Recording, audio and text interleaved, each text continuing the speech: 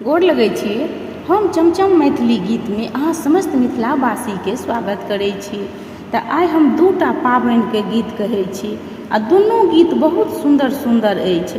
कतौ अहाँ सब पाबनि देखऽ जाइत हैब तऽ कहैत हैब सब गेलहे गीत कहै छै, ताहि दुआरे से ई गीत सब बहुत सुंदर अछि। गायब अहूँ सब तऽ नीक लागत। हमरा संग में हमर बेटी चंदा गीत संग दैया, तऽ अहाँ सब जरूर हमर गीत देखब सुनब, और यदि नीक लागे तऽ हमर चैनल के सब्सक्राइब, वीडियो के लाइक जरूर कऽ दियौ। जय मिथिला, जय मैथिली। पहिरी ओढ़िए सनिया पावन पूजा बैसली, हे शुभ पावनी दिन में लाज लाज लाज के हुनकर डाँर, हे शुभ पावनी दिन में पहिरी ओढ़िए सुहावे पावन पूजा बैसली, हे शुभ पावनी दिन में लाज लाज लाज के हुनकर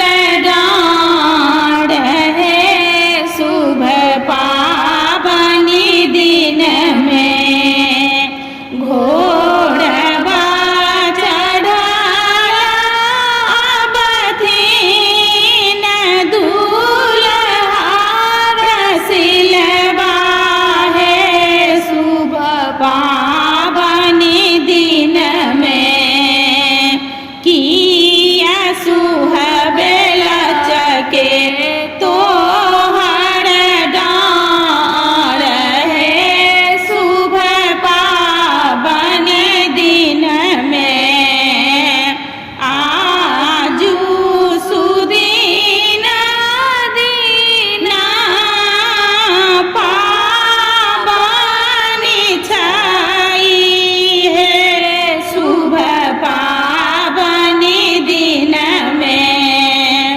सासुर साओत भरिया भार, हे शुभ पावनी दिन में भार जे ओतौ धानी घर काय धरी है, हे शुभ पावनी दिन में भड़िया के करी है विदाई, हे शुभ पावनी दिन में